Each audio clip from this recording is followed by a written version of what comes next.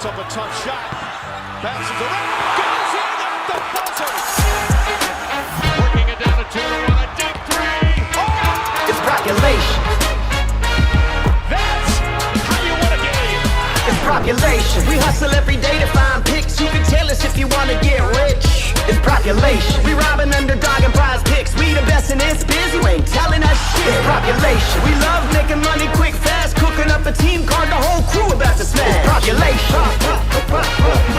We do it for the fam, so everybody let's cash. The dopest team you ever seen. Winning money, stacking G's. Bookies setting traps, but they'll never catch me. Some people get addicted like rats to the cheese, but I got one obligation to bring Johnny to his knees. Holding back the props till the morning he knows. They'll be fishing in the shack, plotting nukes with the bros. Only withdraw, never reload. Renovated them out, amigos. We go with honest, we seeking the bloods. We know when the fucking cheat code. Party that I'm sweating, they can't be good for my health. Some may call it making bets, I call it investing in myself. I'm picking props like stocks. Population for the win. Got my sips in by the buzzer now. Let the games begin.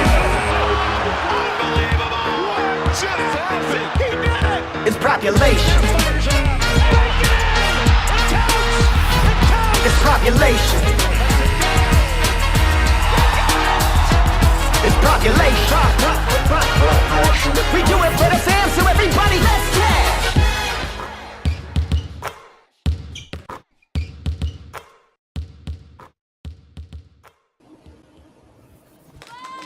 We are live. Happy Halloween, sir. What's going on, dude? What's up? Happy Halloween.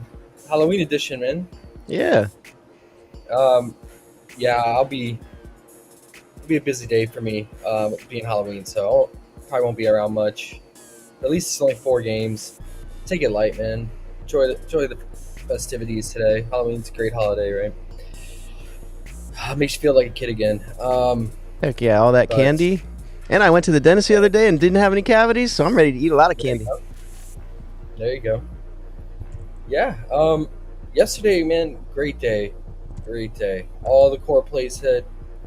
If you tuned in the stream yesterday, all the analysis breakdown we went through and talked about, came true. Trae Young went off. Said wouldn't be surprised if he dropped 30 plus. He did. He cleared the 3-point prop we dove into. I think he had 4 threes. Tatum did his normal thing against the Pacers and went to overtime, but yeah, he dropped 30 plus as well. And then AD went under his points. Got a little sweaty, but they held him in check pretty much all game. Felt good about that under. And then Capella under. We did a deep dive in that, and I didn't understand the line. And then they bumped his PRA up even more after the DeAndre Hunter news, but that doesn't make sense because, yeah, DeAndre Hunter counts for shots and shot volume, but he doesn't affect Clint's minutes. So that was a slam dunk under. Those were the 2 favorite, man, like AD and Clint. But unders for the win, right? We're the Undertakers, so let's keep it going with the unders, man. Oh yes, unders, man, unders. Been so nice. Yeah, the overs though that we liked, the main ones yesterday, RJ Barrett and Pirtle the Turtle, those were easy, right? I don't understand why RJ Barrett's fantasy was only 35. That didn't make sense. He finished with 50 fantasy. Pirtle crushed his fantasy in PR, which we were on. And that kind of matchup, I mean, guys, the Hornets cannot rebound. And they provide rebounds like free Halloween candy. It's just center's just, oh my gosh, man. Anytime a somewhat decent rebounding center plays the Hornets, just lock and load either the rebound or PR. He crushed the glass. And then I think the only we had one miss, and it was kind of a lean. We looked at it last part of the stream was Zubac, just given his history against the Blazers and Ayton. But what I noticed, what happened, I didn't watch the game, but I went back and looked at the game logs and rotations. And take note of this going forward for the Clippers. They prepared for the back-to-back because they were on the front end of the back-to-back. They played today. Harden played season low first half minutes. He played 14. Zubac played season low first half minutes. He played 14. They went with Kai Jones, gave him more run. So they were almost playing. Yeah, they were diluting the minutes in preparation for this back-to-back.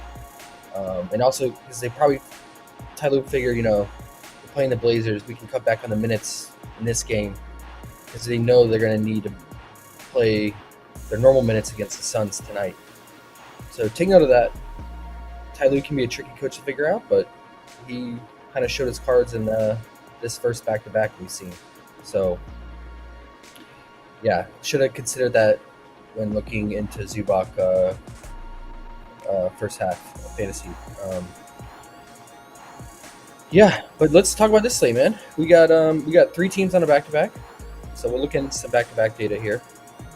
We what is it? The Grizzlies, and who else? The Jazz, and Spurs, and Clippers. Oh, no, sorry, the Spurs, not the Jazz, but the Spurs, the Clippers, and the Grizzlies. Okay. Well, let's just start with the first game. Bucks at Grizz. You know what's kind of weird is this total last night? It was 224.5. And this morning when I went to update the sheets, it's now at 232. Only thing that changed news-wise is that Bane and Smart are both out. You'd think Bane being out would kind of lower the total because he's like the highest scorer on the Grizz as of right now. So that's kind of weird. I don't know what happened there. I don't know if it's just the public driving it, but that's a huge shift in total. But yeah, the Bucks are 6.5-point favorites with the Grizz being on a back-to-back and shorthanded because Bane and Smart are both out. Like I said, John Conchar came back and played yesterday, returned from his injury, but now he has a questionable tag, so have to watch out for that.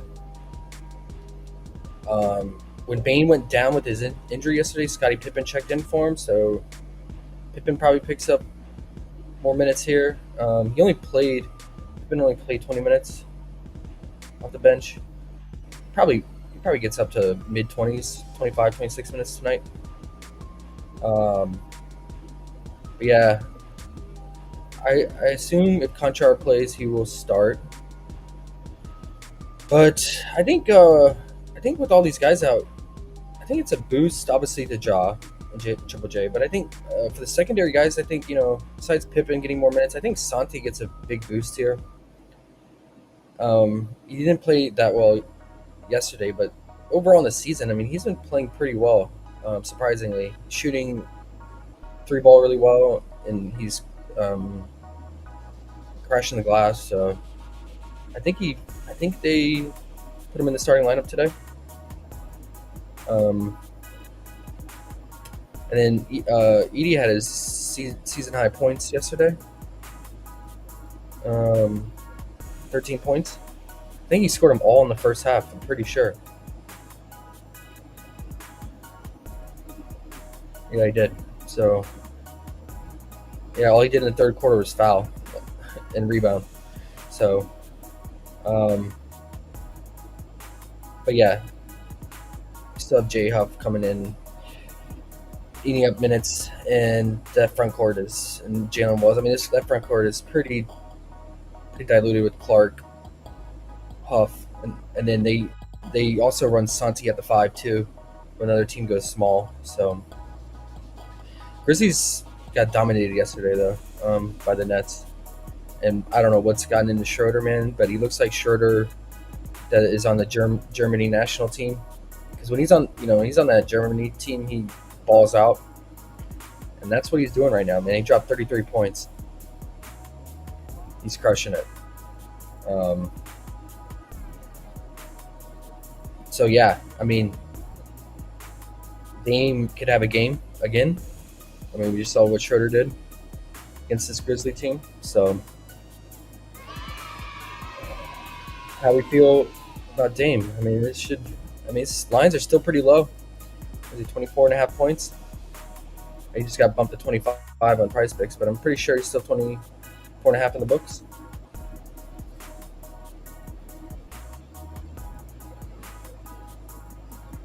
He is. I don't know why he bumped though, because I mean, he's only like minus 125 in most places for over 24.5.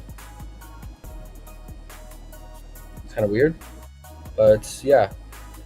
Well, let's finish up on the Grizzlies here. I'm pretty sure that Ja, especially being on a back-to-back, won't play more than 30 minutes.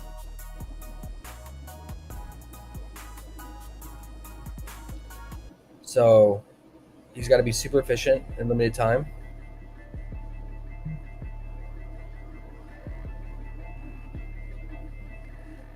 While Bane is out, it's gonna increase his RA and scoring, but Triple J can black hole big time. So it's not like it's just Ja out there. I mean, Triple J is gonna chuck. But the RA, I mean, Bane was accounting for a lot of RA. I mean, look, he had just 6 rebounds in 17 minutes, and we know he can play make. Averaging 4 or 5 assists. So it's gonna be a boost to him. It just depends on how many minutes Scottie Pippen plays alongside Ja, because Scottie, that's all he does is play make, man. So what is Ja's RA at? Is it too high in limited time, 28 to 29 minutes? 12.5. Let's look into the data on that.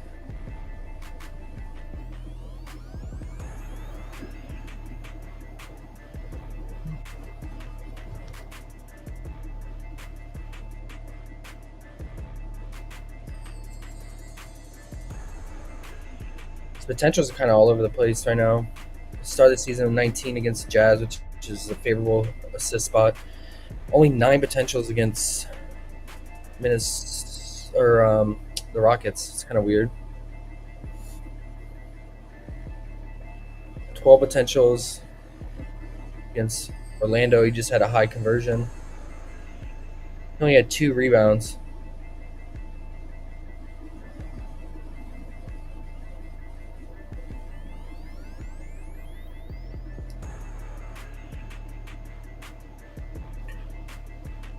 Okay.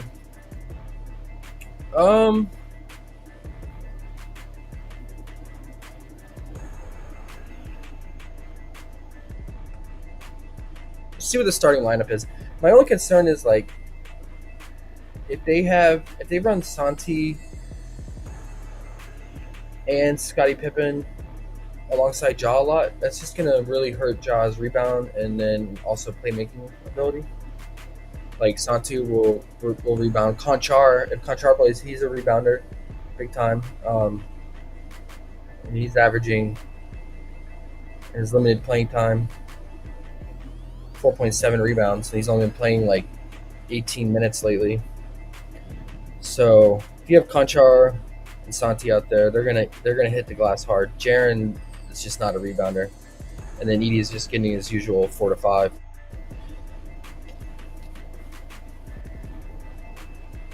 But yeah, Ja's averaging 1.26 fantasy points per minute on the season.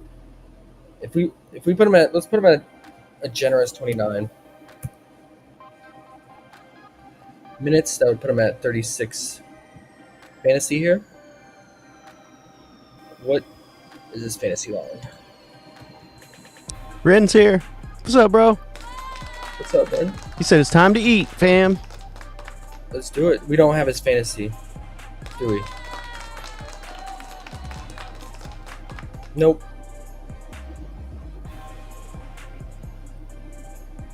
Does Underdog have it? Morant fantasy? Let's see.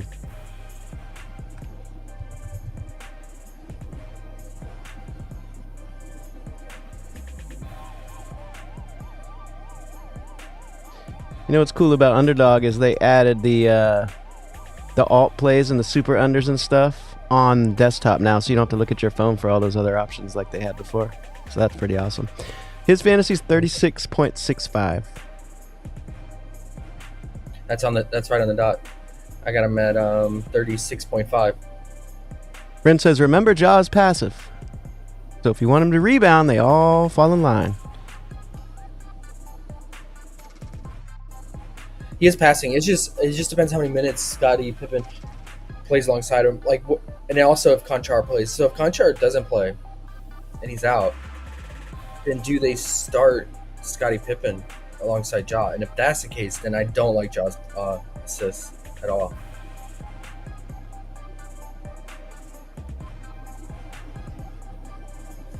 Because we can look into that real quick.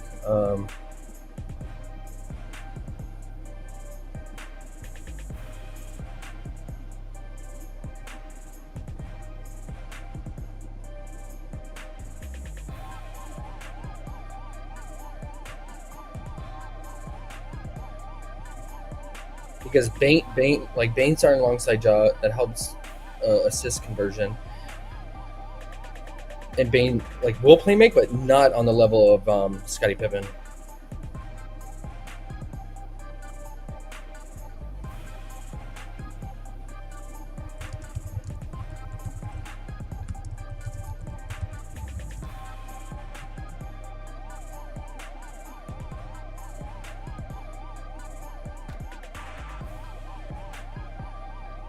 So Pippen played in just 20 minutes. He had 7 potentials. Let's say if Conchar is out and he starts and he plays 26 plus minutes, he probably gets over 10 potentials here. Ren said he's not passive, meaning he is a bull. Whatever he wants, the Grizzlies teams will part seize. How you like that? I mean, I would just. It just depends on the starting lineup.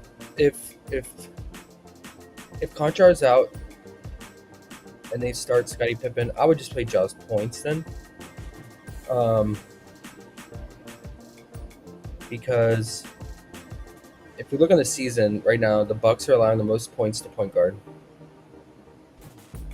They're allowing almost top 5 most rebounds to point guard. Where they're getting killed, the Bucks looks like from 3. So let's confirm that.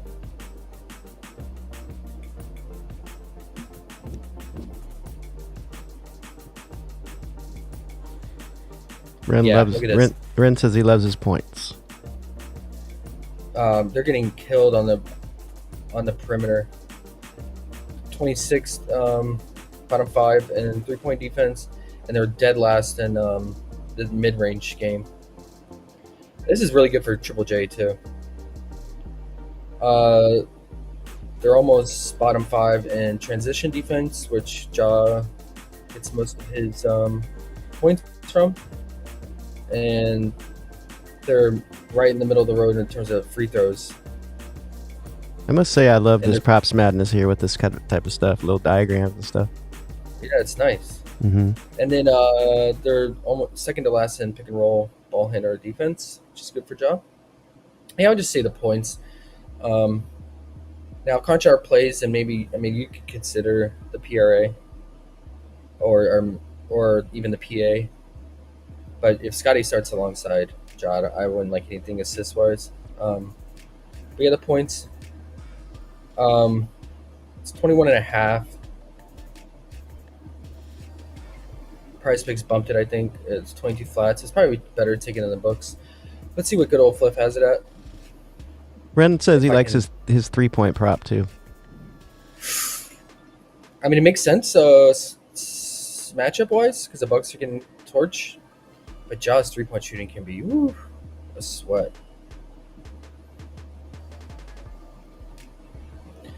Yeah, minus 125 on Fliff. So we're not on Fliff. We're not even getting the Fliff tax. Normally, Fliff is relatively juiced to other books, but it's the same on Fliff as FanDuel and others.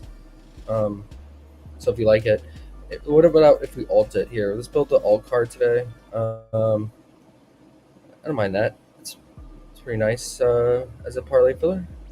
13.5. All right, let's go with that one as our first parlay bankroll builder play from that game. All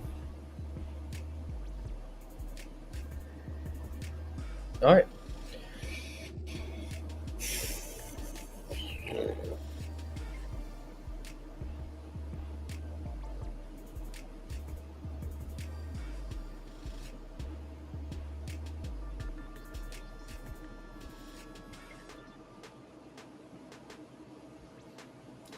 And I guess Ren likes the 1.5. Let's look at his 3-point shooting from last year. He said Ja might shoot 25 times tonight.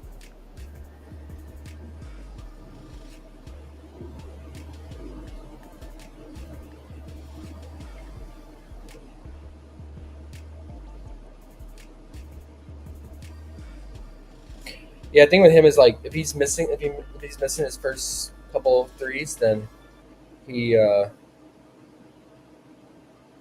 tends to just get aggressive and just attack the basket, and he'll just give up on shooting. Like it'll just take like a few, but yeah, you probably want him to take about 6+ threes to get that 1.5. It's probably better value if you like it in the books. At least on DK, it's you can get it -105 for the over. But yeah, he just gets to the free throw line so much and attacks the basket. I probably just want to incorporate all that with the points. But if you want a quick low line sweat, I get it. All right. Do we have? Yeah, it looks like DK the best value on his threes. Do we have?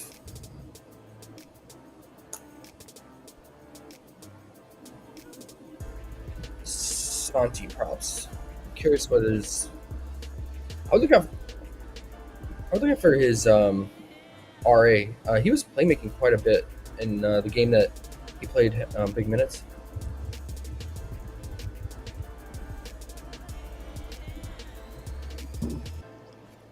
No Santi on Underdog either. Yeah, they're probably waiting on the starting lineup. But once the starting line comes out, and if he's starting like expected, then yeah, I would look up for his RA would be interesting.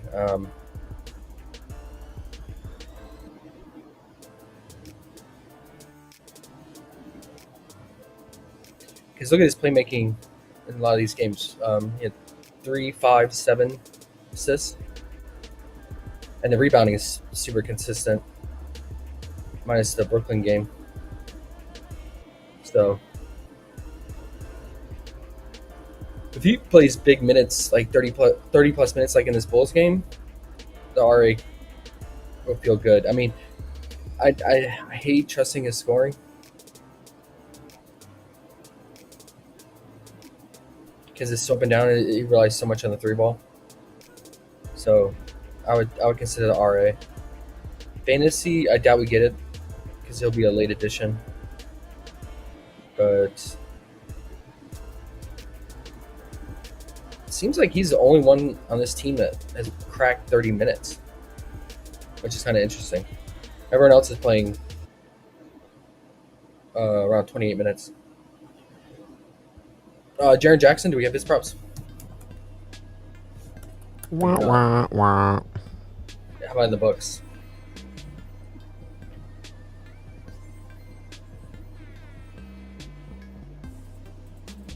We do. Okay. 19.5.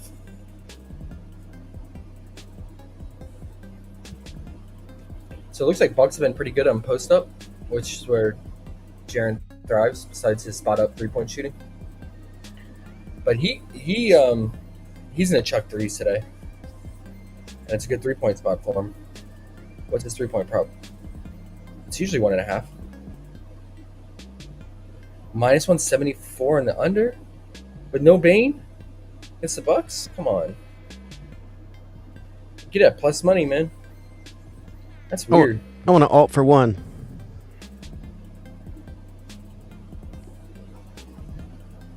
I really don't want to bet it, but if I had to. I mean, only played him once last year. 2 of 7, but he played 35 minutes. The only problem is his minutes. He's not going to play more than 30 minutes. So if he's not, the shot volume's not there. I mean, yesterday he only took 3 threes. He made all 3. So how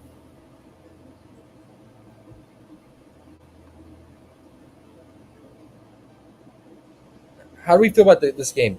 Do we think the Bucks get it done, or do we think the Bucks do Bucks things and Man, they better get struggle it against done. inferior opponents? They need to get it done. I think they will today. They can't go 1-4 with no Bane, no Smart. Come on. Jaren, traditionally, reason I'm looking at his first half is he's very aggressive early, traditionally, and black holes. Look at that. 10 minutes and he scored 11. 14 minutes, scored 18. Let's look at the rotation.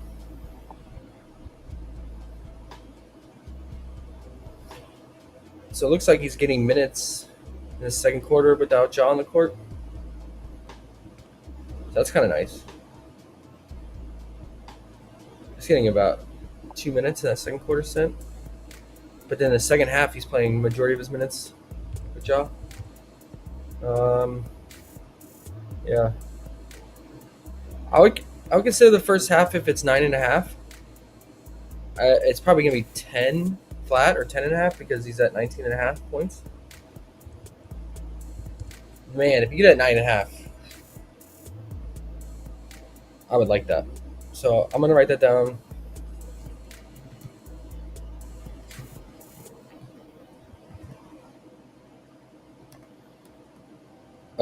And then Ja, 21.5 points in the books, or 14.5 in alt.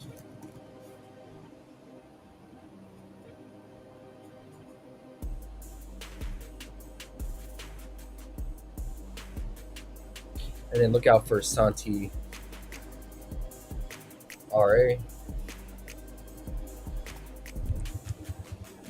that's all I got. I mean, Pippen, if he's starting, his assist, if starting. Assist master. That's all he does, man. Chris Paul, number 2.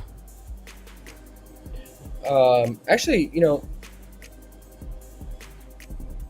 actually he's off the bench. he scored a little Probably bit. even better. Oh. Huh? Are they going to give us his props, though? The books will, I think. They've Okay. been giving him. The books have, even with him coming off the bench. What was Pretty his What was his assist last game? 4.5? His line? Mhm. His line has been 4.5. Yeah.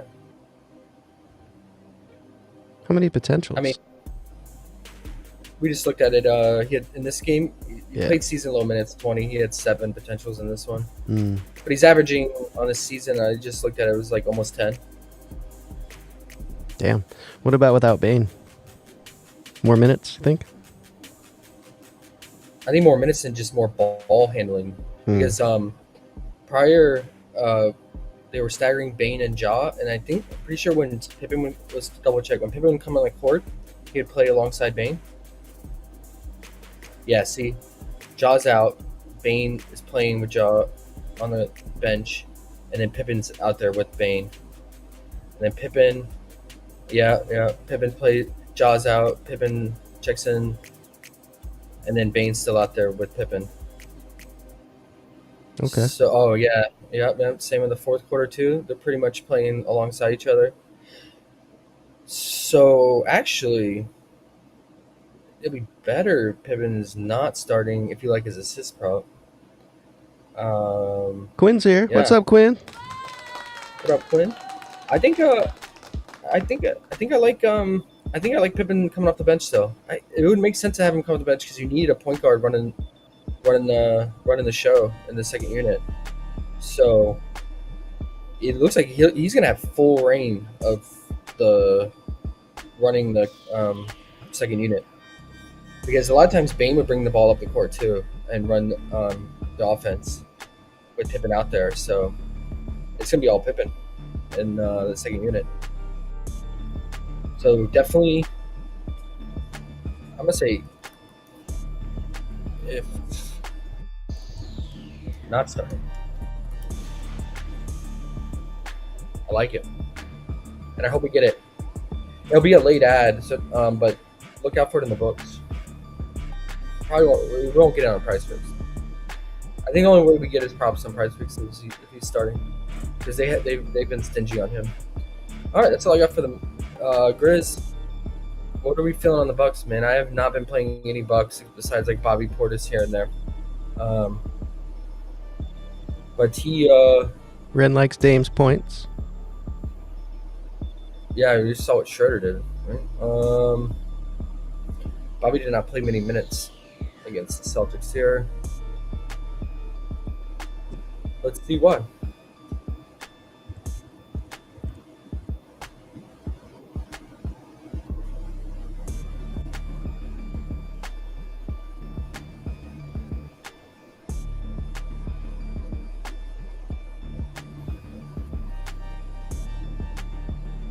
Because he's normally playing 26 or mid 20s, so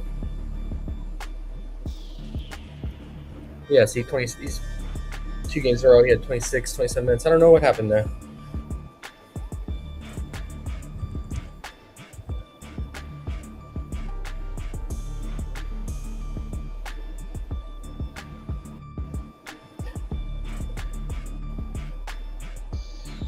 Did he lose out on minutes in the first half?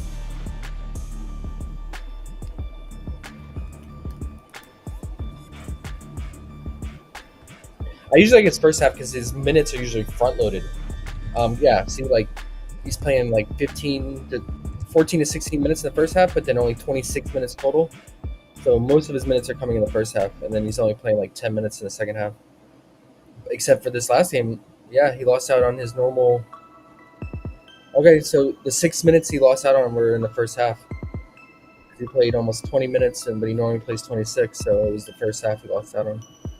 Think it was just matchup or what? Might have been. Okay. Well, that kind of sucks because prior to that he was so consistent on the first half, and I kept taking his first half PRA, and he's been crushing it because he's getting like 7 to 8 boards. So, what is it today? Is it?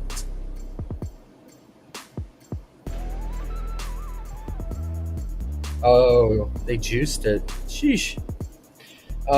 It's normally 10.5 or 11.5. So it's juiced.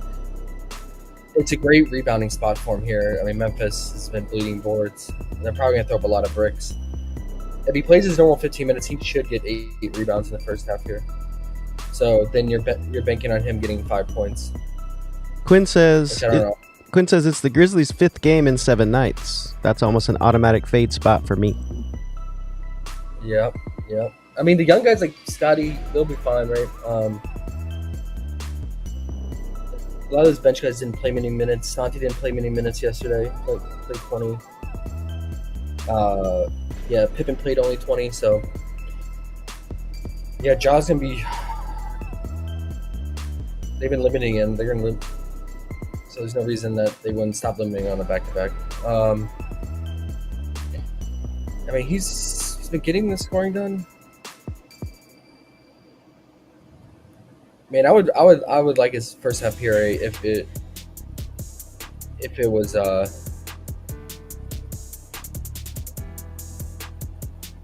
its normal 10.5 or 11.5, but the 12 just feels scary. I wouldn't play his full game. I mean, I showed you the data, right? He's playing 15 to 16 minutes in the first half, and then about 10 minutes in the second half. Sean the Don's here.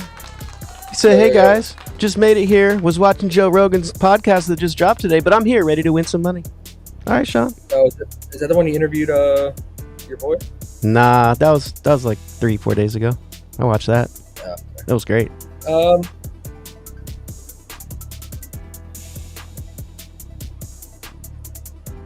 Yeah, Dave. If the game stays close long enough, I mean, points are definitely in play. Let's look at this matchup here.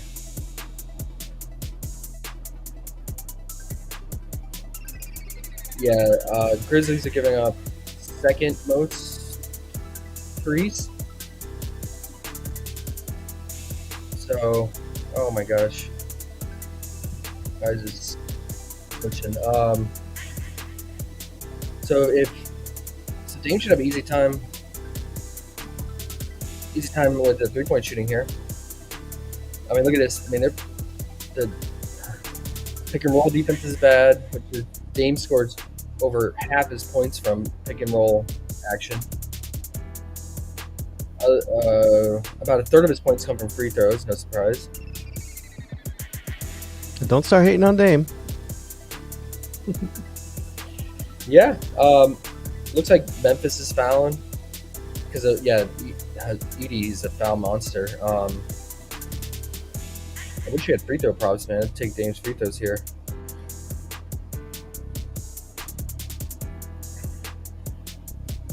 Oh, one thing I want to look at last year, back to back.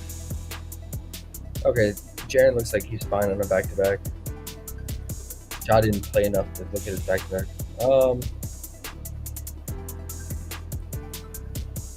Giannis should eat on the glass, but I never like taking his rebounds. They're weird at times, so. Yeah, I don't blame you. Yeah, I just don't really play the Bucks often when they're fully healthy, man.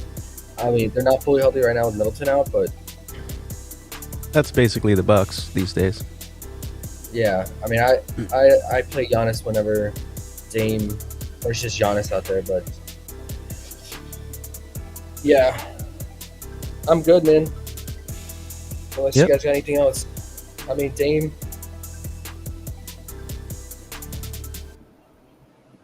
Do you think it's gonna blow out? Which I don't know. Bucks usually play down to their opponents.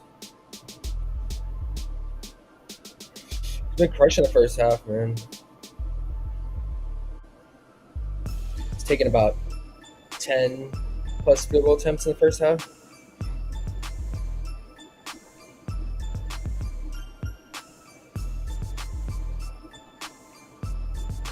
They didn't even give us his first half props. Oh, they didn't give us his points. Oh, that's... They know. You don't see that often. What's his first quarter points? 6?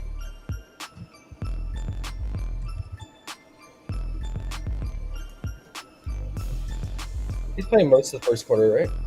So what happened to the Celtics? He only played 6 minutes, but he still had 10 points? First half points on Underdog 12.5. Yeah, that makes sense. What's going on here with this? Oh, he had 2 fouls back to back in the first quarter. Ben Simmons. Weird rotation they ran yesterday, or not yesterday, but the last game. Bro, he is chucking in the first quarter. If you're in the first quarter props, let's see what the. They got 6.5 points on Underdog plus money. He's 6 flat. If you want that 1.5 rebounds in the first quarter, you can go for it, bro. Sounds like a great play. Yeah, the 6.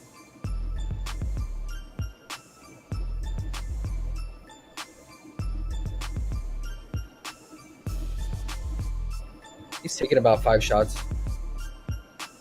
Over half of them are from 3. Let's see. He went under once against Philly. Played 11 minutes, 4 points. Shot 1 of 5. It's gonna have him shooters, man. He's either gonna go well over, he's efficient, or he's gonna go like this, 1 of 5. So you never know when that's what the risk you take with first quarter props. You choose the wrong quarter, or they're cold. All right, that's all I got from this game. I'll put Dame on here.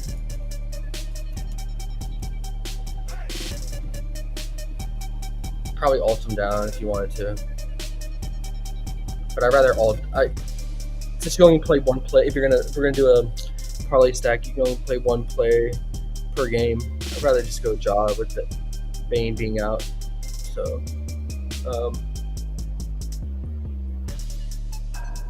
and if you want to consider the first quarter 6 points.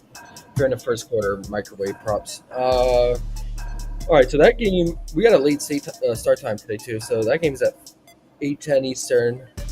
The next one starts 30 minutes later at 8:40 Eastern. And we got Rockets at Mavs.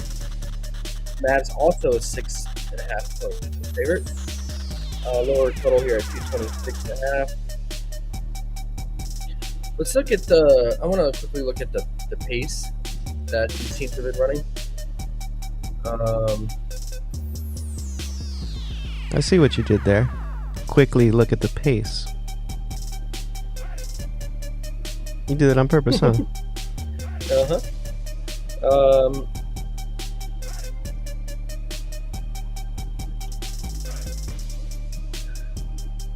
I mean, this Bucks Grizzlies, I can see why the total's so high, man. I mean, they're both top 5 in pace, so.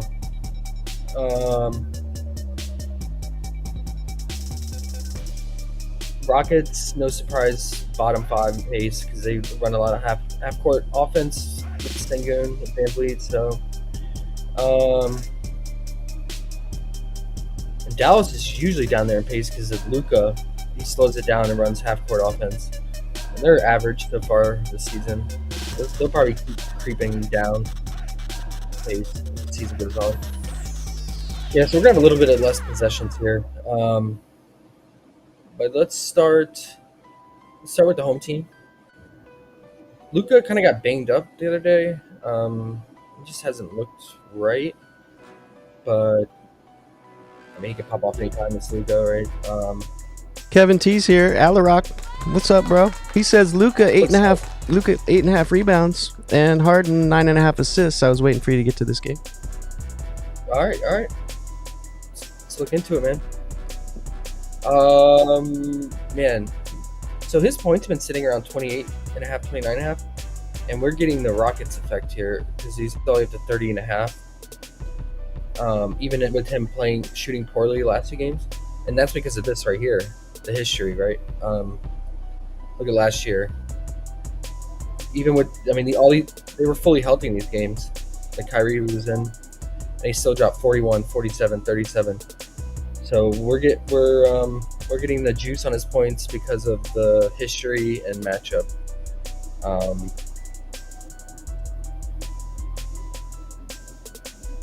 2 of those games were at home. Look at his rebounds history. Look at the rebounds. Let's look at his assists history. Yeah, he loves playing the Rockets, man. I remember last year we were taking his first half every time they played the Rockets.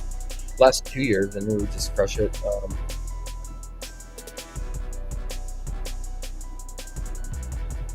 But I don't know if he's just going through a natural shooter slump or if something's going on with him injury-wise.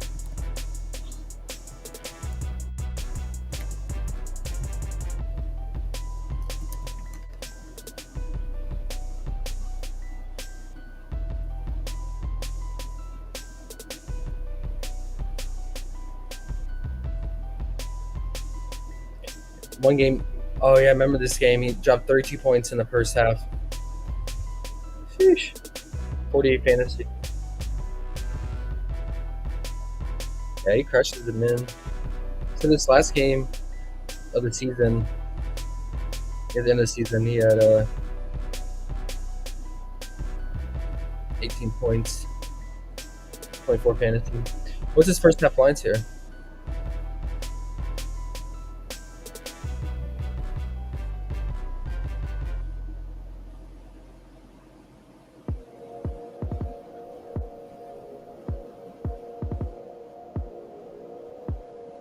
New song.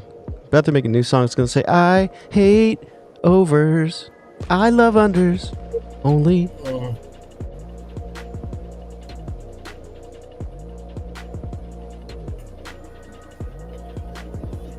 Yeah, he's not getting it done in the first half of this year. What about, can we go under Kyrie with the pace down matchup here?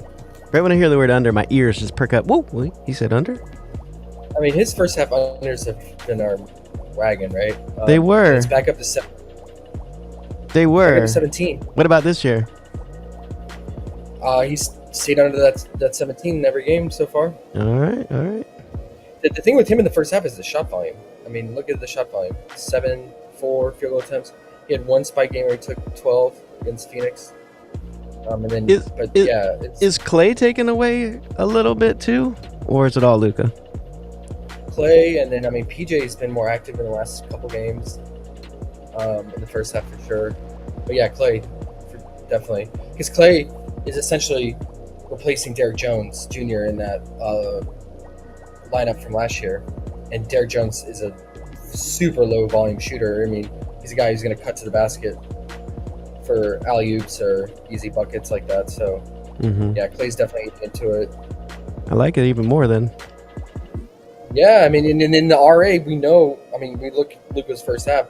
He's averaging like what, 8 to 10 RA in the first half, if and not it's more. And it's first half, for sure. First half, not full game, just straight first half. Yeah, because look, all right, let's look at the second half. Traditionally, I mean, like especially last year, where we noticed, and they even joked about it during the playoffs. They're like, "Oh, you're like you turn it on in the second half." Yeah, he was just like every game just taking a back seat in the first half. I'm surprised PrizePicks and Underdog haven't caught on to that and yeah, so look at this. more. I mean, the shot volume is more in every single game in the second half. Makes sense. Look at his PRA. He's crushing the PRA in the second half. Last 2 games. Can we go under PRA first half, or is it straight points? Oh no, it is PRA, huh? Yeah, PRA, because you want Okay. because of Luka eating up so much Everything. RA that you want. Right. Okay. I'm liking that. And it's back. The nice thing is it's back to 17. The start of the season it was at 15.5, and then went to 16, and then flat, and then now we're getting it back up to his normal numbers. All last season it was sitting around 18.5, and that was just money. But now we're creeping back up there, getting back up there again. So I'm not mad at that one. I'm not. pace down spot too. A lot less possessions in the first half. Bingo! I already have it written here. All right, there we go. Love it. And then we'll add for Kevin. We'll add his rebound call. You know, that makes me want to go look at see if they have Kyrie's first half on Underdog. They should. Because, you know, the first half's hard to find unless you're on these type of sites, so it's one of the advantages. 17.5 PRA. Same? It's 17.5 on Underdog. Yep. Oh, it's better there. Yeah.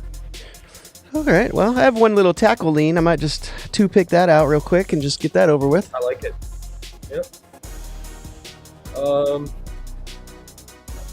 Minus 142.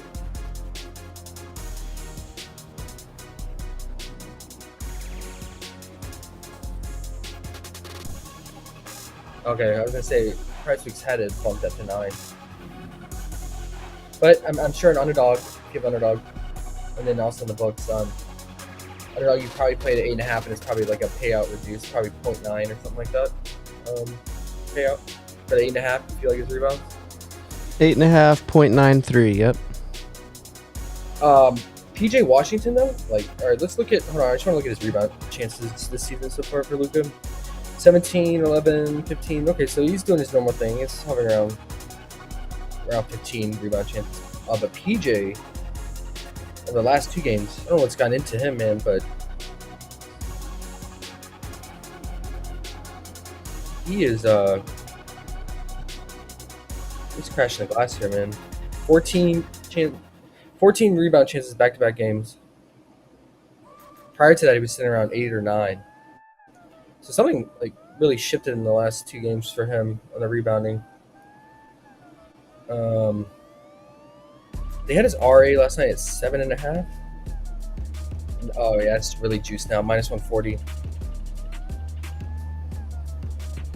I mean, he's been getting around 2 or 3 assists, so that 7.5 felt pretty good. I'm sure it's juiced now on PrizePicks.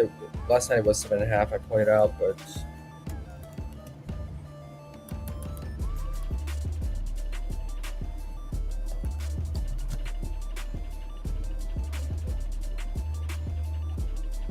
And it's 8 flat, as expected. No value there, not worth playing. I mean, it was already, I don't want to rely on PJ for anything, but now even more so.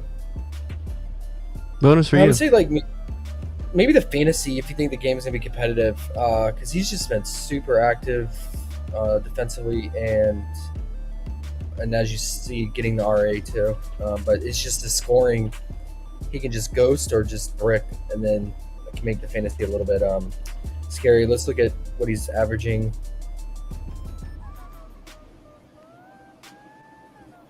.66. Let me update that. What were you gonna say? Go ahead. Oh, I was just saying the fact that it's 8 and there's no value, it's a bonus for you because now you don't have to play PJ Washington. Yeah. .93. All right, so he's back up. He's at .93. So if he plays his normal 30 minutes, but let me see if his minutes. I assume his minutes have gone up too since the start of the season. I'll put him at like 28 fantasy on a normal day for him.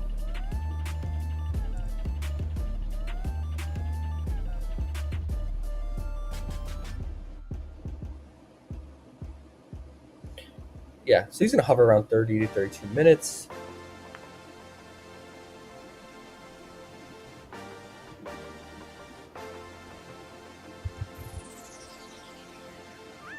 He just has stock upside, right? Like you see here, he had 6 stocks against Utah. He was just so active. I watched that game.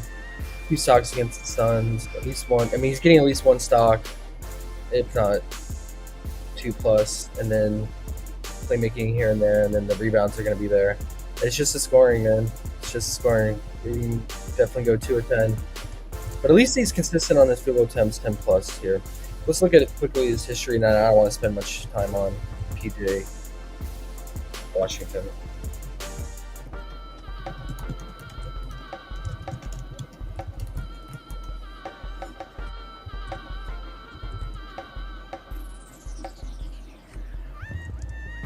So the 4 games last year, he cleared that 24 fantasy every single game.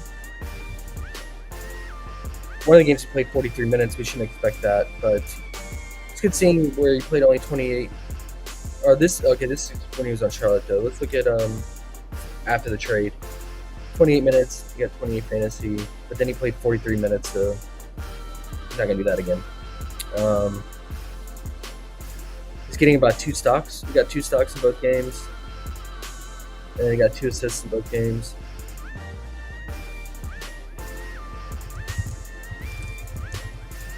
Okay.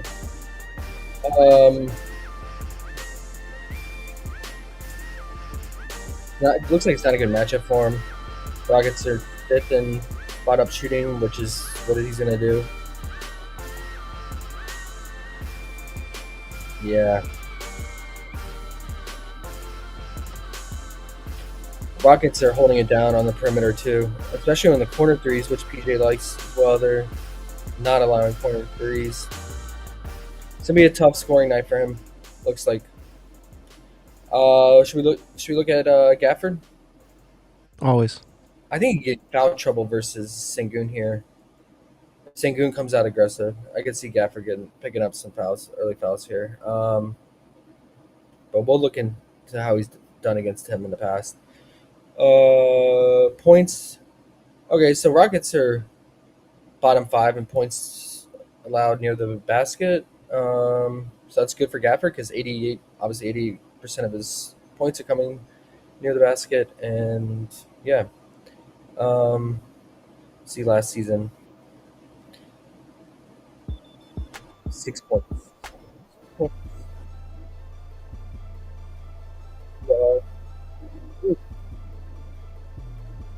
Let's look at the history, man. Let's look at the history. Doesn't look like it's a Gafford night, boys and girls. 5 blocks, though. Kind of makes sense against Sengun here.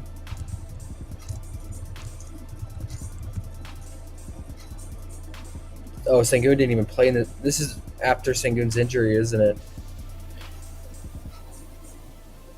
Blew out his knee.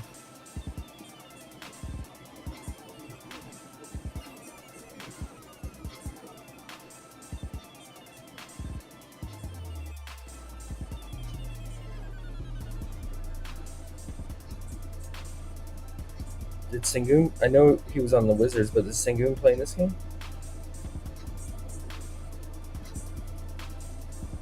He did.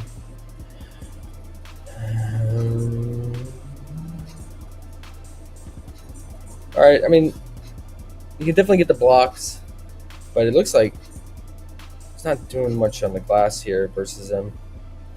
All right, I'm fading Gafford.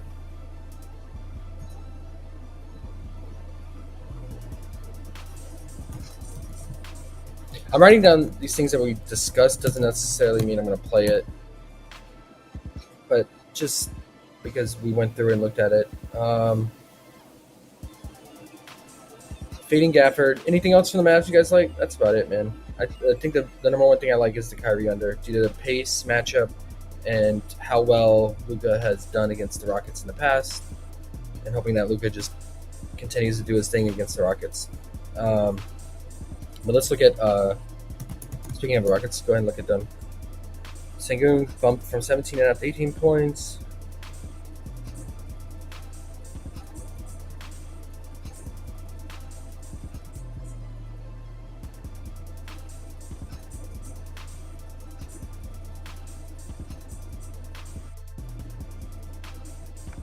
Van Vliet's PRA went down to 27 flat from 27.5. I don't know. I mean, so far, the Rockets start of the season, it's been pretty straightforward, right? I mean, it's just been Jalen Green show, and his shot volume has been insane, especially from the 3-point line. He's taking like 10 plus threes, and he's just dominating the usage right now. So I think it's not going to stay that way every game, right? I think once variance starts to kick in and he's shots off, or what we've seen in the past is Van Vliet has to step up and Sengun has to step up and Jabari, but it's mainly Van Vliet will get a boost and Sengun takes over. So it kind of just depends on what your game script theory is here. Whether if Jalen continues to play well and has a good game, then does Van Vliet keep taking a back seat, just put up average stats and play make, and same with Sengun? Or do you think Jalen struggles and Van Vliet and Sengun go over their averages today? But Van Vliet, man, 0.88 fantasy points per minute. That's pretty low for him. He's normally over a fantasy point per minute guy. Let's look at the usage. Van Vliet's only at 17% usage rate. Jalen Green at almost 33%. That's pretty high. And then Sengun's at 28. So, yeah, Van Vliet's just really taking a back seat to start the season here. I kind of like the PRA under. I mean, he could have this could be a bounce. I mean, his bounce back game is just around the corner, and it's just all depending on how well Jalen Green plays. He's yet to clear that line yet this season. Even in easy matchups, the Hornets, the Grizz, and then the Spurs twice here. Although the Spurs, they're not the same Spurs as last year. We've got to monitor that. Point guards aren't really doing that well against them so far. But head-to-head, yeah, he had some pretty bad games. Mavs defense is continuing to play well. This game went to overtime. Played 44 minutes. Let's look at the matchup here. Pick and roll. Mavs are top 10. And they're about average in everything else. Isolation, they're pretty bad. Off screen. But, I mean, he's not scoring much from that. A lot of his shot volume's coming from spot up 3-point shooting, and Mavs are top 10 in 3-point defense. So on paper, it's not a good matchup for him. But again, I think it's just his productivity is going to be directly tied to how well Jalen's playing. Then let's look at Jalen.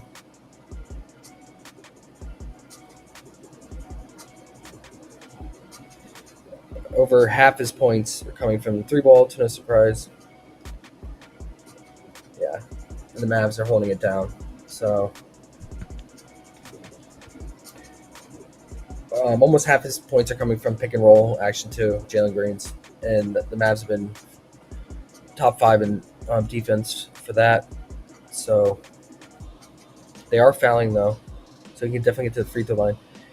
His rebounding went down last game. He had 1 rebound, 6 chances. He had some spike games here against the Grizzlies, which we've seen can give up boards to guards. And then Hornets, he only had 2 rebounds, which is kind of surprising. And then his playmaking, 2 potentials, 2 assists. 1 potential, 0 assists against the Hornets. Grizzlies, he had 10 potentials. That's a spike. I don't know what happened there. That's abnormal. I don't know, man. I was looking at this last night. I think the PRA is too. Oh, it's down to 31.5. So last night it was 32.5. Thought it was too high at 32.5 for a guy that is primarily just going to shoot. If his shot's off, I mean, we saw the RA. It's all over the place. Not consistent with guys like Sengun and Van Vliet out there. Thought the 32.5 was too high, but now it's all the way down to 31.5. I mean, his fantasy to start the season was 30. Put in perspective, was 31.5. So his PRA has now reached what his fantasy is. He has struggled in this matchup too. So if we look at this is PRA, 20 PRA, 27, 23. Then he had 35 in that overtime game where he played 40 minutes. But that's because it went to overtime. And he had 8 assists. So the points, he really struggles shooting against them. 12, 17, 12, 21. So in this game where he got 21, I don't know if you guys remember, but he went on that super hot streak in this season, and he was just dropping like 30 plus points a game, like kind of how he is right now, and he still only put up 21 against them in overtime, 40 minutes to play.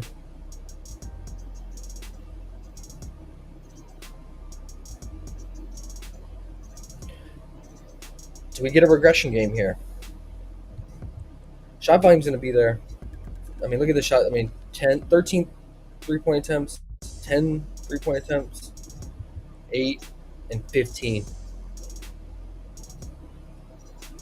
That's insane. For the season long, I took his the average over 2.5 3 points made. Feeling pretty good about that one. Man, his 3-point prop's all the way up to 3.5. I mean, he always lived at 2.5. That's wild. Minus 150 on the under.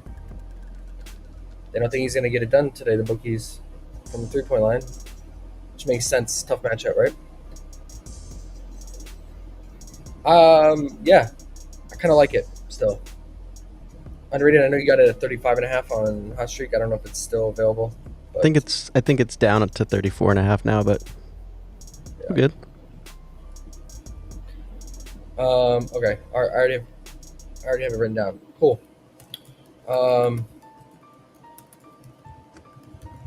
And then Sengun, like I said, he's just directly tied to how well Jalen's playing. But it's a tough matchup for him because the Mavs have been top 3 points allowed in the paint.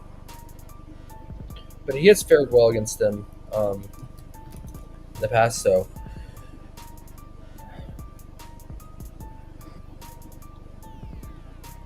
He dropped 31. That was in November. That was before the trade, right?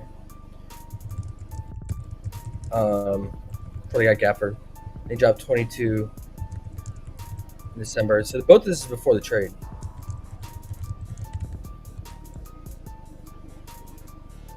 So can't really take it because the Mavs had a completely different defense in front court. Their defense really turned it on, especially in the paint when they picked up Gafford and PJ Washington and Derek Jones last year. So, but yeah, if you look at they're against centers, they're top 10 near the basket, average in the mid range and paint. In the paint, they're again top 5 in pick and roll defense, and 25% of Sangoon's points is coming from that. And then they're about average against everything else, like post up, putbacks, spot up.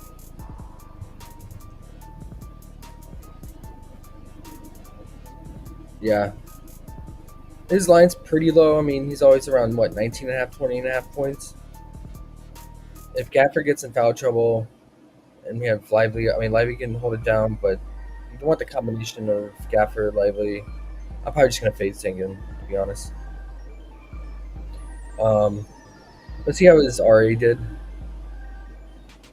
These matchups, pretty good. But his RA's, man. And what's up with his minutes lately?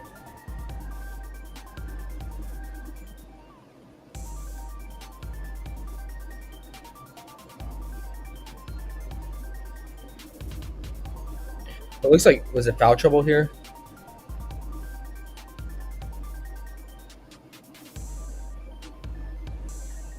Yeah. Yeah, he picked up his 3rd foul. So he lost out. He lost out on probably 4 minutes in the first half here.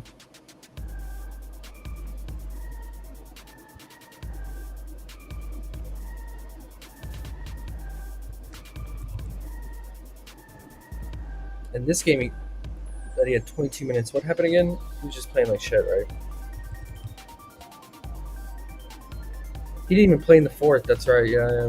That happened a lot last year. Remember that? Like, he would just check out and then never come back again when he was playing bad. Mm-hmm.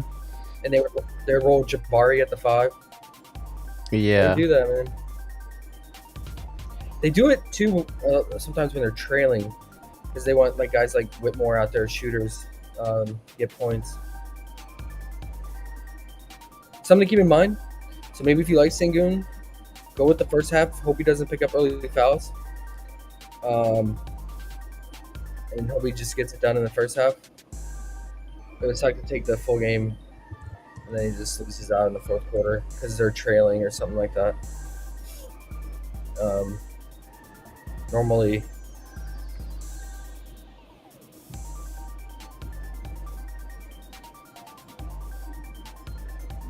yeah, his fourth quarter minutes are weird, man.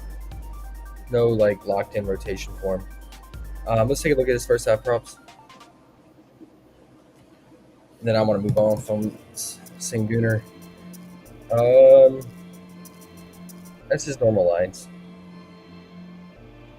So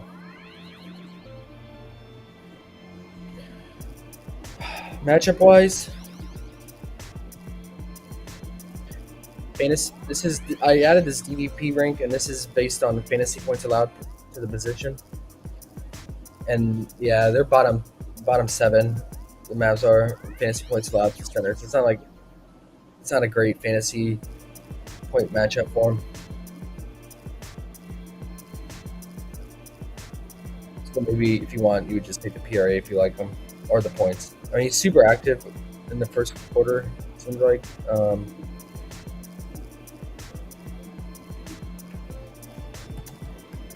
What do you guys think? What do you think, chat? You guys, I think Ren was on. I think the Sengun was going to bounce back today. But first quarter, yeah, the first 2 games dominating the first quarter scoring wise. But yeah, I don't know. Spurs are just bad matchup for him. He's been playing the Spurs, huh? Noted.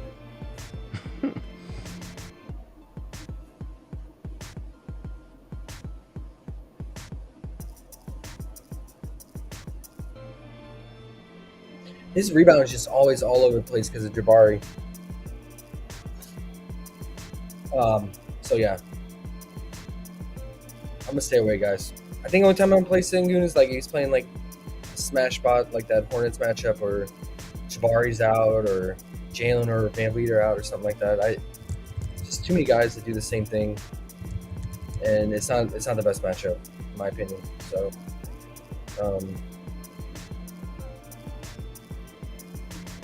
rebound chances are there for sure for him in a lot of these games.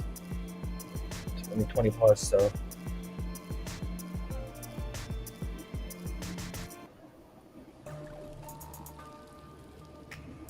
So just got to worry about minutes if you want to take his rebound prop or RA. You just got to worry about minutes and Jabari and the guards. All right, guys, where are we at? Anything else in the game? I never mess with the villain. I never mess with Jabari. Okay. Spurs at Jazz. There's no news on Spurs.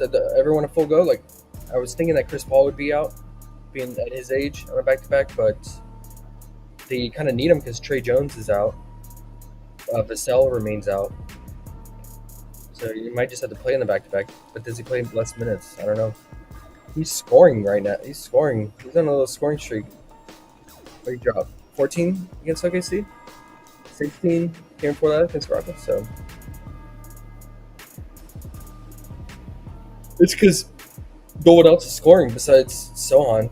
And what did I say yesterday? Sohan is the Wemby killer. And right now he's like, Wemby, move out of the way. This is my team. I can't believe he's scoring this much, this consistent. I mean, last year he was so inconsistent with his scoring, man. Look at this. We'd have games 29 minutes, 1 point, 16 minutes, 0. Pop would bench him. 29 minutes, 6 points. 29 minutes, 2 points. 26 minutes, 2 points. This dude, I mean, he was just the definition of inconsistent last year. And now he's like, I'm gonna change things around, man. It's the highest I've ever seen his points. It opened at 16.5 last night. I was shocked when I saw that. It's like when I saw Zubac at 17.5 points yesterday. It's crazy. But he's dominating the usage, man. So and shot volume. I mean, what's going on with Wemby? I have not watched him much this season. Have you underrated him? Nah, I haven't. I mean, yesterday he had a 16% usage rate, while Sohan led the team 25.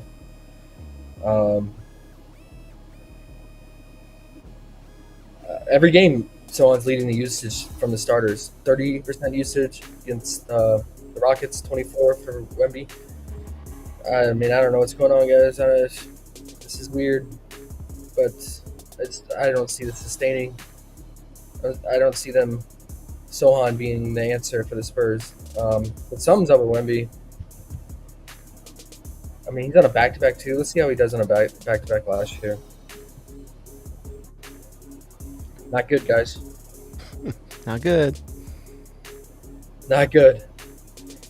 Not good. Looks like he peaks out at about 31 minutes. This is in Utah? Yeah, it's in Utah. So it's okay. One, it's on the road because usually when he's at home, Pop will give him a little bit more run for the crowd.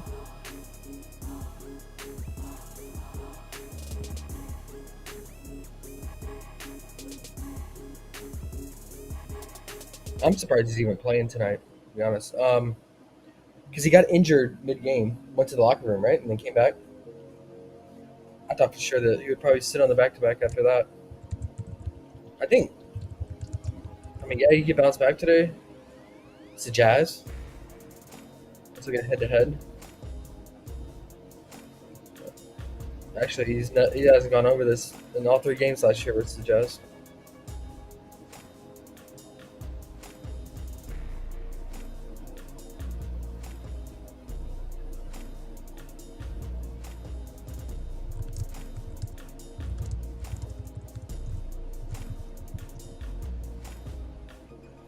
This is screaming under, right, guys? I don't know.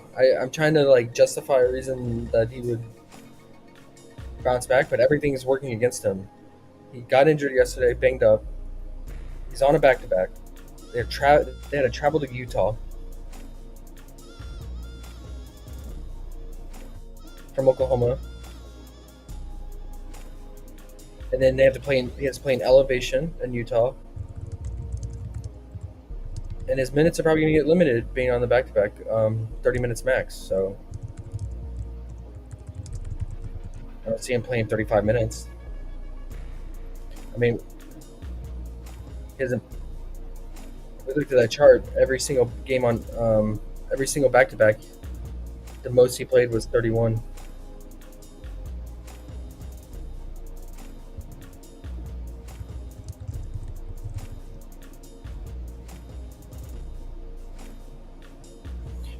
I'm going under. I don't care. If he burns me, he burns me. I already have it here. Okay. And then now, if you think he has a bounce back game out of nowhere, surprise everyone on a back to back here in Utah, then I would take Sohan under. They just directly affect each other. They're both competing for usage here, but let's see how he did against. So he had some pretty good games against Utah, no surprise. But he had one bad game, 29 minutes, 1 point. See how he did on back-to-backs. Oh my gosh, this is the Sohan chart I'm used to right here.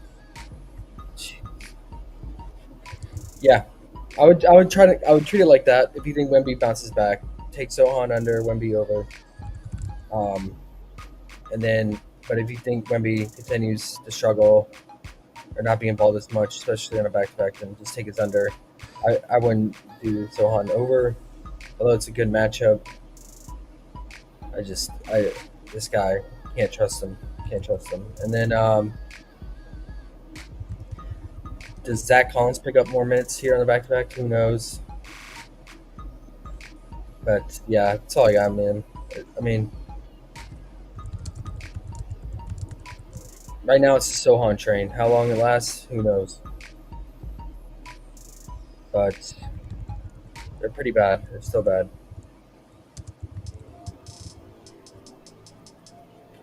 Harrison Barnes, yeah, good on that. Jazz, the big news here is that Markkanen popped up on the injury report. He's questionable. Seems like he's been dealing with something because he's been not involved and playing well. So that'll matter big time.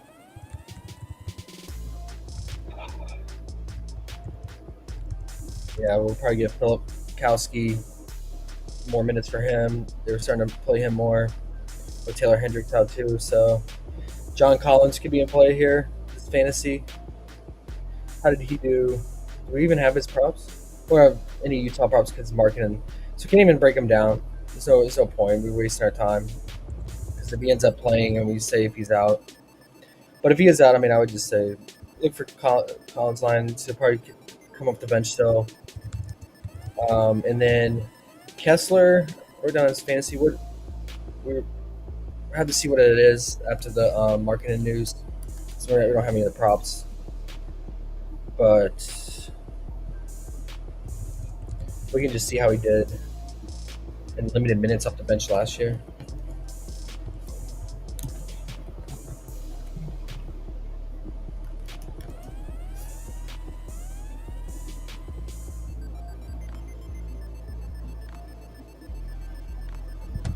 He had a lot of blocks in every game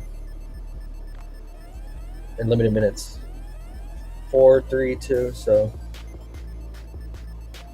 pretty decent spot for him here.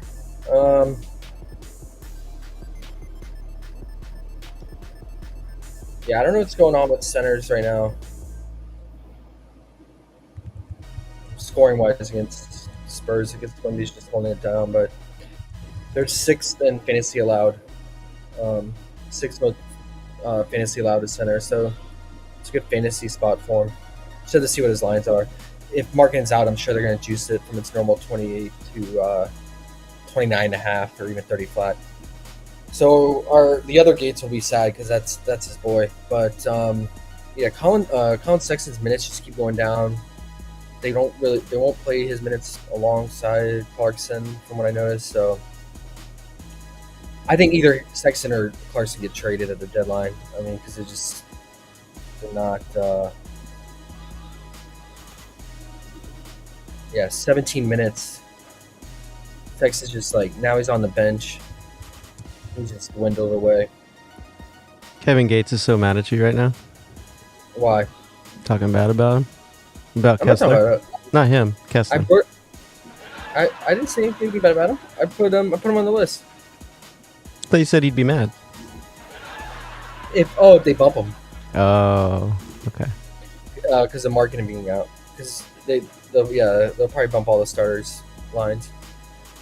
Keontae George.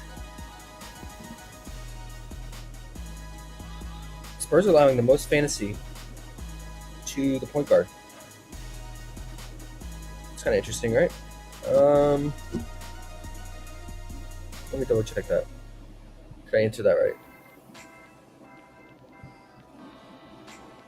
I did not. Wait. Maybe they updated this sheet in the morning because I did this last night. They probably updated this. Okay. They probably had only 3 games played. So they're 4th now. So what are they giving up? Giving up the 3 ball. They're giving up rebounds. I guess the points somewhat. Okay. So 4th.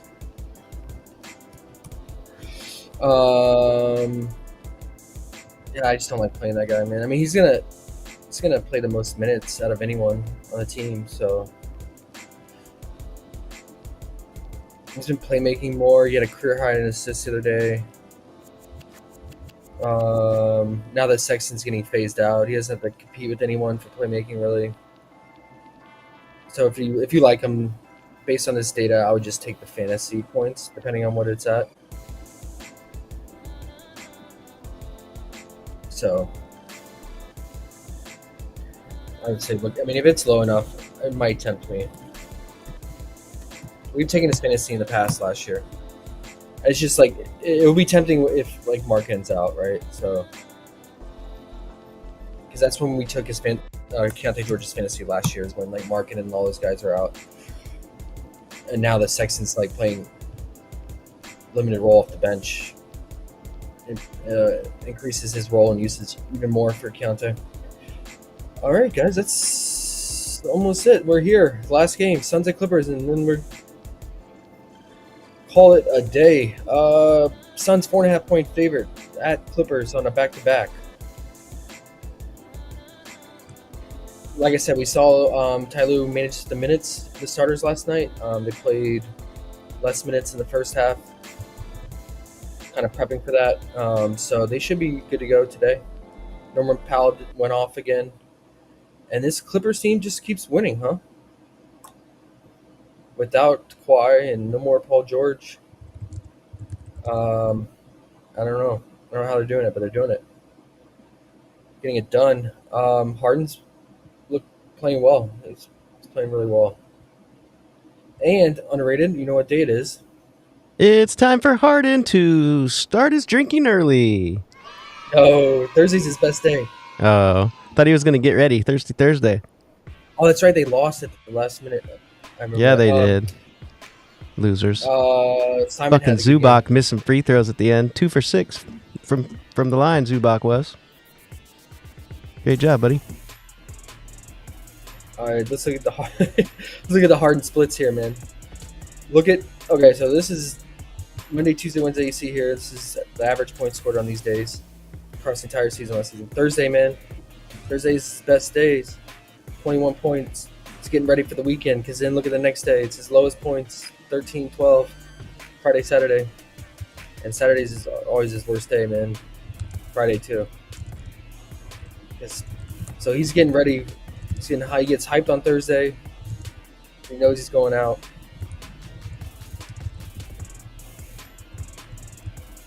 He's got the bands ready. So we just saw this matchup too. You guys want to roll Harden?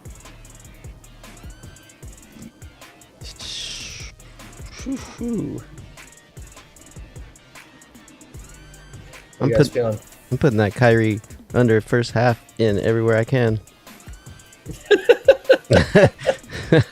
I hope it doesn't come back to bite me. I like it. I like it, man. It's really good. Yeah.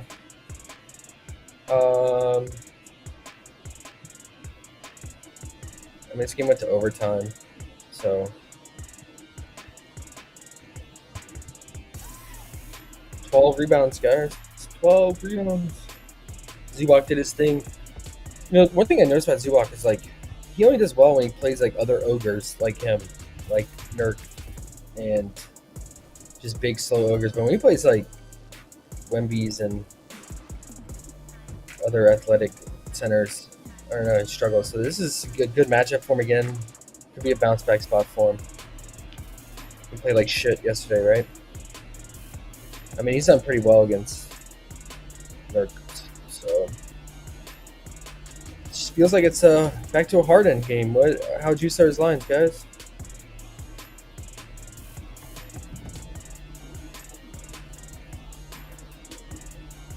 They're juiced. They are juiced. I can't do it, man. With him just doing everything and how much assists he's getting, I would say the fantasy is so high. We always took fantasy against point guards fantasy against the Suns.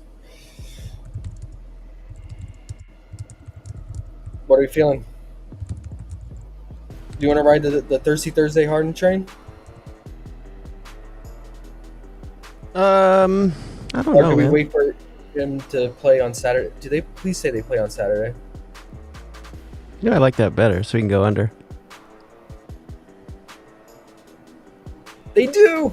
Yes, and they play the Thunder. I'm all in. Wow. I'm all in.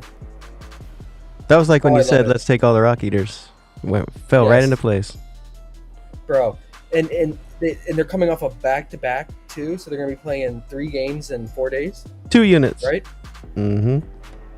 Oh my gosh! Please do well today, Harden. Please do well, because then we'll get the lines just keep juicing up, juicing. And then I hope the public sees that he's playing the Thunder like revenge game, and then they keep driving the lines up. Oh my gosh, I can't wait. Guys, mark it on the calendar.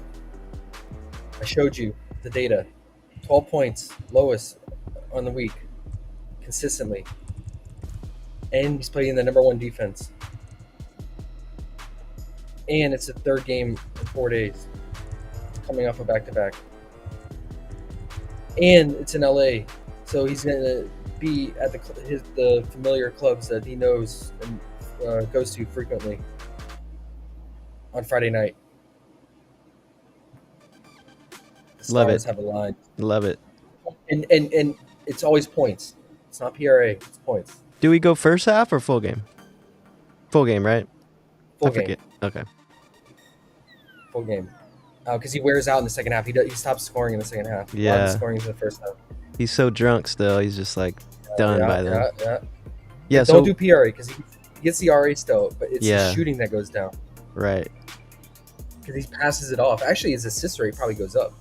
It Something just like sits that. back, tries to set it up, so he doesn't have to move as Because much. last Saturday, I think he had 13 assists or something like that because he just wasn't shooting.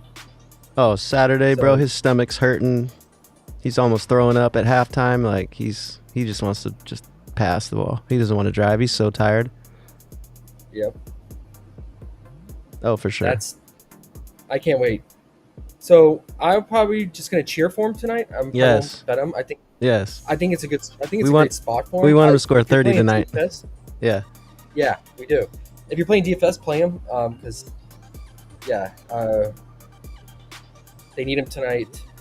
I think I'm gonna Obviously- I'm gonna dress up like Harden tonight just to cheer for him, since it's Halloween and all. Put the beard on and everything. Get some bands going. Let's get the Abe Lincoln beard and combine it with the take the hat off, and I don't know how I'd look like Harden, but I'll figure it out. I have his jersey. Do it.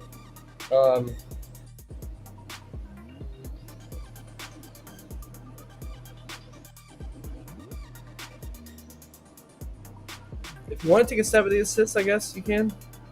You're just really banking that Zubac bounces back and Norman Powell hits his threes. It's minus 130, minus 136, pretty much everywhere. It's kind of in that range. When you get to minus 130, I notice a lot of props. It's kind of the bookies. It's somewhat setting out a line, trying to get you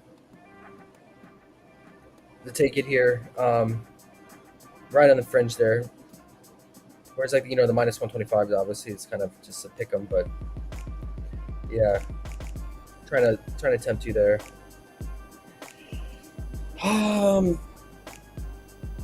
Hey, yo, D's here. What up, Io? He's talking all kinds of stuff. Talking about Diddy, no lube. He's talking about Undertakers. He's calling you the mad scientist. Did he no lube? That's like an oxymoron, man. It's got all the lube. He said, time to What we clap talking the about? bookies' cheeks. No Diddy, no lube. Oh, all right. Even better, even better. Kevin says Wemby under PR. 35 and a half. I like anything under Wemby. Yep. Hanzo13 says, like any Harry Barnes. Pause. We didn't look at him, but I mean, he's the guy. Probably minutes are the safest on the back-to-back. ECW says Undertakers assemble. And like the Let's do damn it. video, he says too. The what? He says, like the damn video. There you go. Which Harrison Barnes prop are we looking at, guys? He just said Harry Barnes. I think he just wanted to type Harry Barnes, but PR? he didn't say. He just said, do you like any question mark? I tend to not play Barnes ever. But it's a good spot for him. Man, this game, what did you do, Barnes? 29 minutes, 2 points, 3 rebounds? What day of the week was that?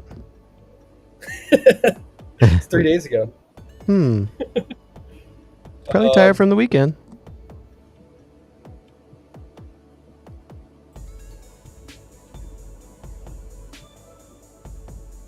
He didn't play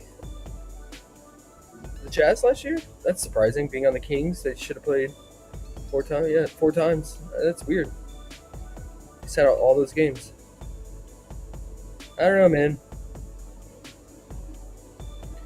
Matchup wise, he likes to shoot those corner threes. Jazz give up those threes. I mean, they just give up threes in general, and especially the mid range. Yeah, see, he loves that corner right there. That's 7% of his points come from that corner, and then 14% from the mid range. Yeah, I mean, it's a good scoring spot for him. I mean, that's about it looks like about all he's doing. He's averaging what, 3 rebounds a game? Yeah, 3 or 4. 11.5 points. Is that where it's at everywhere? What is wrong with him? I mean, you never know. This game is at what time? Oh, some places it's 12.5, so it's not bad value. I mean, a lot of this is just price competition fighting of these books, seems like. Some are trying to set a lower line, get you to bet there. It's pretty much even money line for both lines. I think what you could do, I mean, this game is at 9:10 Eastern. I mean, you never know. Wemby could be a late scratch on the back-to-back. Because he did suffer an injury mid-game. They could just lean on that and say, oh, yeah, Wemby's out, scratch due to injury sustained yesterday. And if that's the case, then all these guys' lines are going to bump. So if you want to roll dice and hope for that to happen, catch him at a lower line early on. Looks like PrizePicks bumped him to 12. I probably wouldn't. It's not the best value because we just looked at that. I mean, yeah, it's 12.5 some other places, but some places is 11.5 even money line. So I would just, if you like his points, I would take him to the books at even money line or even minus 110 on FanDuel. Like the 12 is just terrible value on PrizePicks, right? Because I mean, why would you ever play that if you have access to books? You can get minus 110 at 11.5. AOD So- says he's dying at work. Here, let me wake him up. Hope that woke him He's up. dying at work. That's what it says. He said dying at work, bro.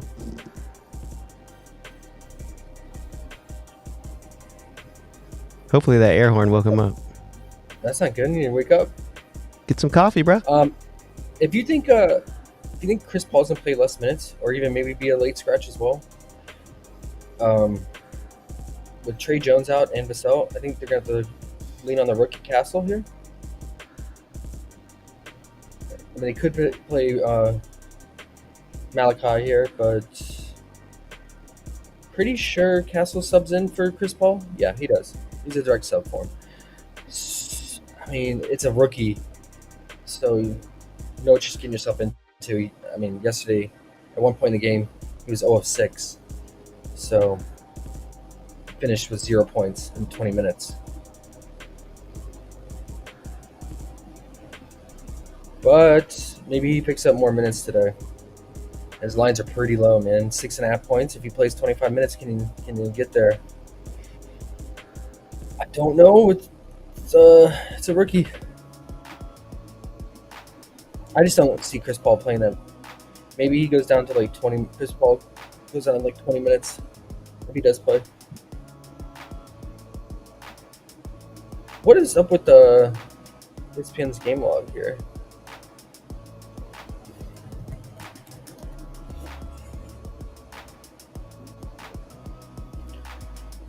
He can play make. Let's see his assist line. Is that a shorter? Okay. I don't mind that. Under the theory that Chris Paul plays less minutes here.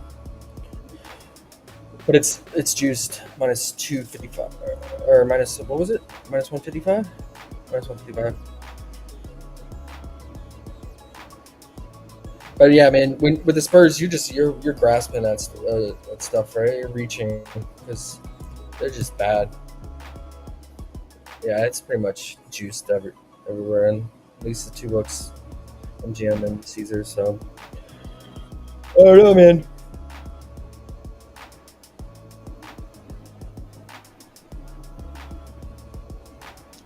I think a lot of that game, we got to really watch out for the market news. And then maybe, I mean, if he's out, that's going to open some stuff up for potentially we can find an edge.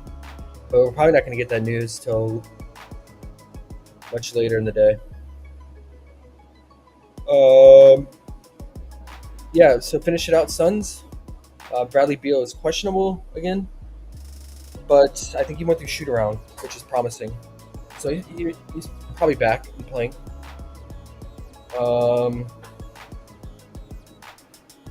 KD keeps going off. Does he keep it going? I don't know.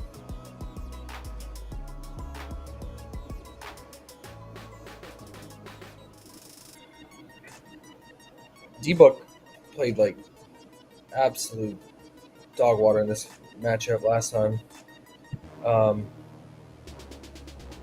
Fouled out. He wasn't shooting at all prior to fouling out. 9 shots in 13 minutes.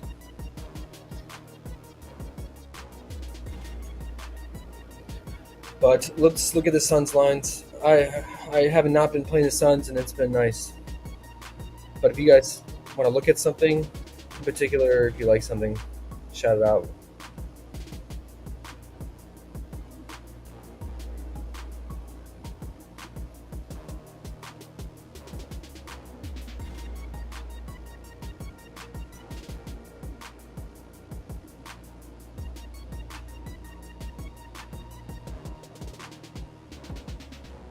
Nurk is just, man, he's just falling to the wayside in his minutes, dude. He's too big. He can't barely move. I know, and look at his PRA. So low now. Yeah, we gotta confirm that Beal's played or not. That will really matter. D-Book finally had a bounce back game the last game. But that was because oh no, Beal was out this game. Yeah. And he still only scored 21 points against the Mavs. Mavs, man. Can they hold out Jalen Green? I don't know. It's looking promising though. D-Book only put 21. KD got his normal 30 against the Mavs. That's okay. But D-Book is more like Jalen Green. All right. Liking what I'm seeing. Only 27 PRA too. Yeah. I mean, if Beal plays, they have all three guys. I have no interest in choosing between one of the three. And then now you have Tyus Stone in the mix. He's going to eat up playmaking, which affects fantasy for all these guys and RA. Yeah, I got nothing in on that.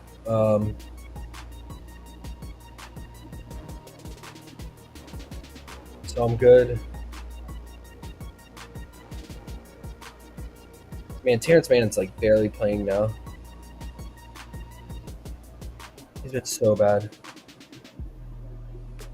Look at this. 21 minutes, 0 points. 0 of 4. 18 minutes. Like his minutes just like gradually started to increase. 27, 21, 18, 19. 6.5 points under is tempting me. You won't do it. If he's playing 18 minutes, the thing with him is sometimes he just randomly hit threes because they leave him wide open, and then he scores on steals, fast breaks, stuff like that. So no, I won't do it. But Nope. PRA baby, but I don't know, man.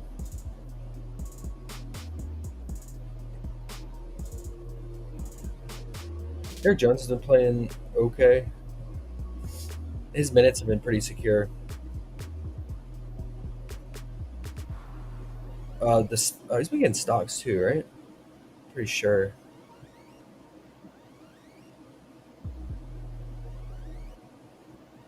Let's look at, and we'll call it a day. Let's look at his fantasy point per minute lately.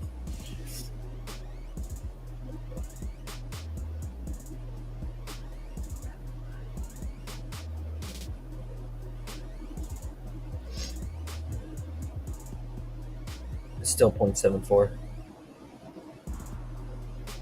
I updated it. Look at that on top of it. Worst matchup for forwards, fantasy wise. So it's not good. I'm projected for 23.6. What's FanDuel got him?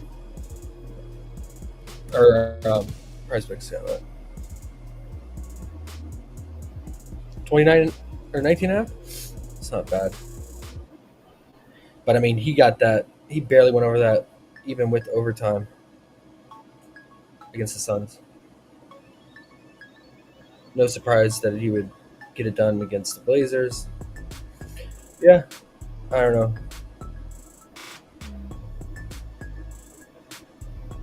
I wouldn't play him and Zubac in the same clip. Definitely eats into Zubac's production. The RA is hard to trust. His rebounding is definitely hard to trust. It would just be fantasy if you wanted something for him. But that's about it, man. Before we get out, let's look at Zubac. Did they lower his lines after that poor performance? And yeah, look at that. It was 17.5 now down to 15.5. His fantasy is down from 39.5 to 35.5. I knew those lines were crazy, man, when I looked at him. Zubac at 17.5 points. Like, come on. Crazy. His first half only went down 1. I should have interesting. I should have super undered that on hot streak. Totally wasn't thinking. Space that one. Yeah. He'd have been like 19.5. 19.5. 19.5, yeah.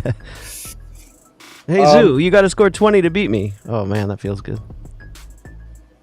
I think he can go back to him today. I think he get a bounce back. He didn't really get it done fantasy wise because like no one's really active. Like Nurk is not shooting, right? So there's no stock opportunity. He's just getting all his fantasy in that matchup with straight up points and rebounds. So let's just take a look at his PR. Good old Zoob. Zubu. 30. So he didn't even really rebound in that game, did he? What did he have? He only died season low. And that makes sense too, right? Like Nurk isn't shooting, so you're not getting those little misses near the basket for him to pick up. So yeah, I guess I mean everything's pointing. It's just either PR or points if you want to go back to him here. He dropped 21.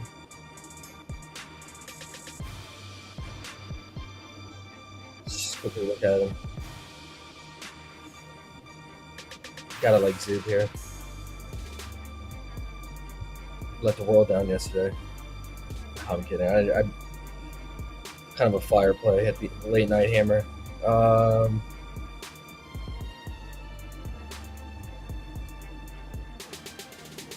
So last year he cleared in 2 of the 3. This is with Paul George and Kawhi playing. So had that one bad game.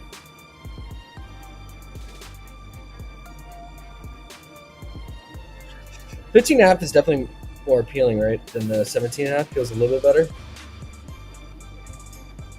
And he didn't play many minutes yesterday, right? So relative to what he has been playing, he played 31. But he's been playing like 38, 39.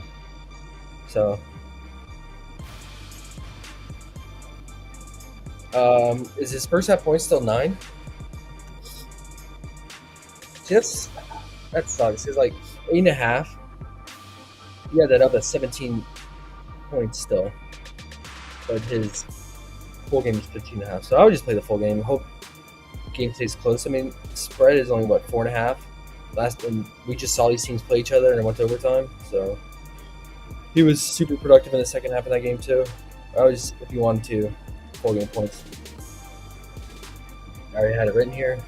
I had Harden's fantasy to look out for, but it's too high, man, at 45. I said Thursday, Harden. Yep, best day of the week. I'm just going to cheer for him. Let's go, Harden. We need a 30.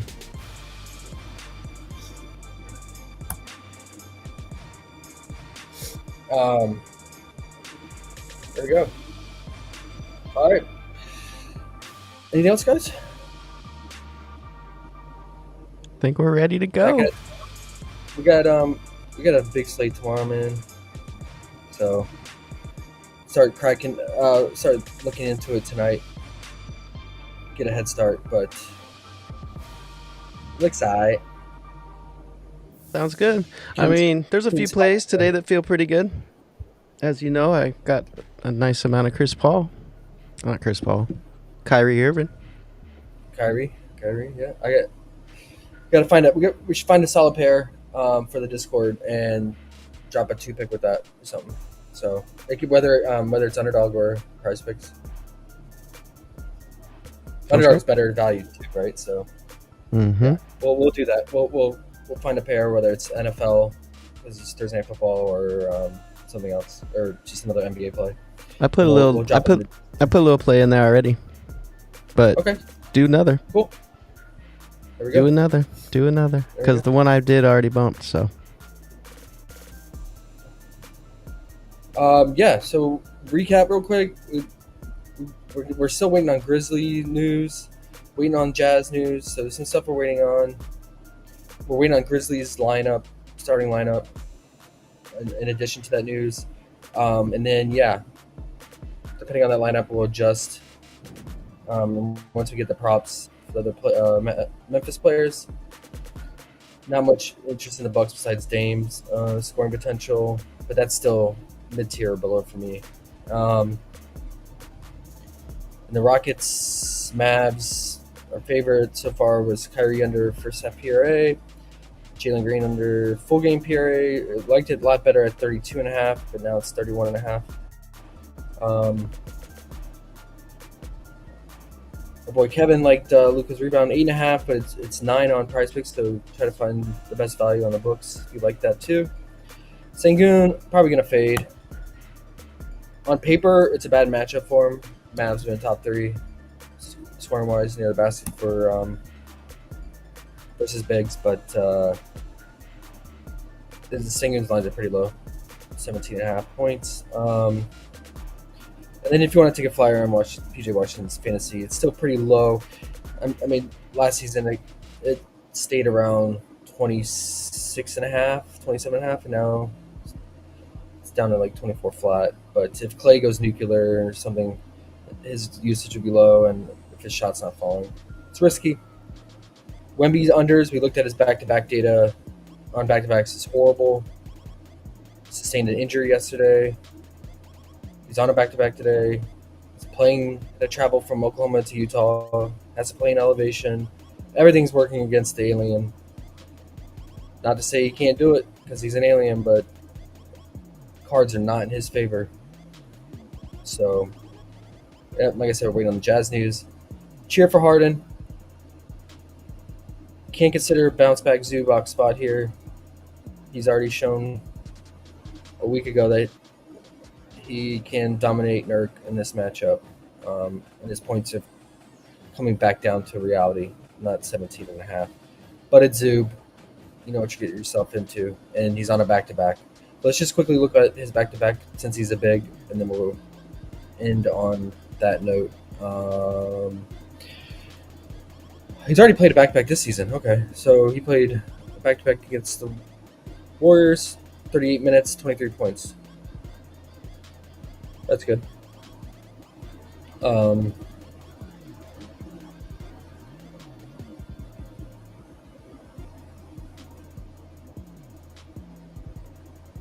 He just wasn't playing the same minutes as he is this year. That's the only thing. So, yeah, because he's playing like 26, 27. Yeah. Hard to say from that. He's playing like 10 or 11 minutes less. But it's promising that at least you see one back-to-back he's played this season so far. And the minutes were there, 38 minutes. So, and he played less minutes last night, 31, which would suggest that he would play his normal 38 in a close game today. All right, guys. I'm going to get in the Discord, and then I got to head out for Halloween stuff and back at it tomorrow. But good luck, guys. Happy Halloween, and yeah, have fun tonight. Be safe. Don't make any bad decisions. Underrated.